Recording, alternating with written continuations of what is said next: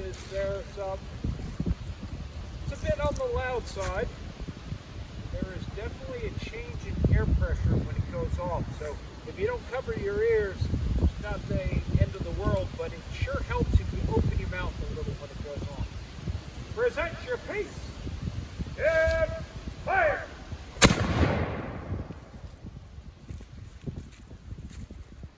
Now what makes a matchlock work is that burning cord. It burns about 6 inches an hour, so it's always a good idea to have plenty, just in case they ask you to fight another day and they haven't resupplied. But this stuff burns about 6 inches an hour, about 600 to 700 degrees. Black powder ignites when it's heated to 540 degrees, so it doesn't take very long for it to set off the powder. That is one of the virtues of the Matchlock musket over most black powder weapons, and that is pretty reliable. Quite frankly, it's about as reliable as a modern .22 rifle. Not quite as reliable as centerfire weapons, but you're looking at about one misfire every 500, 600 shots. Flintlocks, nowhere near as good. Flintlocks where British Army tests found that a ordinary flintlock misfired about once every 7 shots.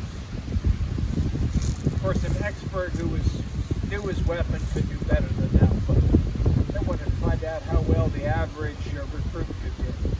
So, one thing that why armies of the world came to phase the matchlock out and bring in the flintlock is the rate of fire issue. When I was at Yorktown, I was able, our sister museum, portraying a American soldier in the Revolutionary War era, I was able to generally get between 4 to 5 shots a minute with my flintlock musket. And I've never been able to do that with the matchlock. 3 shots a minute is doing really well. So let me show you the loading process. The other one is, in my 2-month stint in the Continental Army, I did not worry about blowing myself up with my ammunition, because with a flintlock, the only time the weapon produces any fire is when you pull the trigger. With a matchlock, this match is burning. After you fire, there may even be bits of slow match still remaining behind. So there's a bit of ember still there. So after firing, you recover your piece, take forth your match, put it again betwixt your fingers. Because I don't like the look of that burning ember still there, you're going to blow out your pan. If you still don't like the look of things, the old drill manual said, wet your finger and wipe out your pan. You'll notice that I definitely want to keep the priming flask well away from the burning match. Well, we're done priming, so cast about your piece.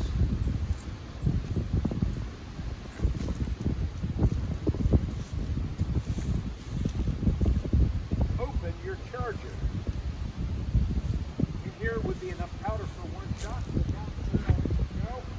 However, since my chargers are old and sometimes the caps come off without me wanting them to, I'm going to use a new idea. Quite frankly, the cavalry are loading with cartridges and the infantry are going, no, give us our chargers. We like our chargers.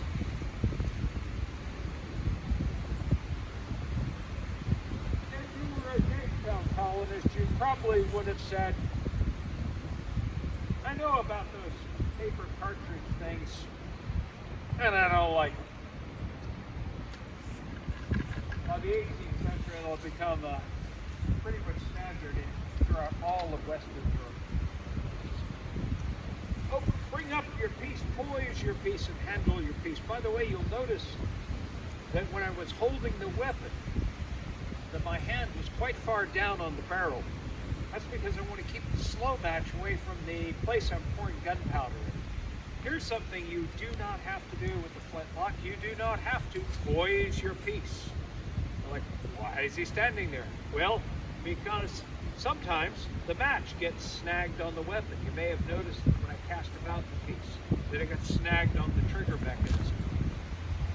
Not a good idea to have a loaded weapon and a burning cord entangled with each other, so separate them before you cock your match, try your match, and now we're finally ready to fire.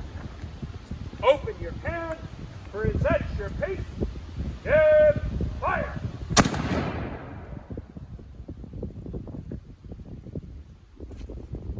Whole process, you should be able to do it in about 20 to 30 seconds.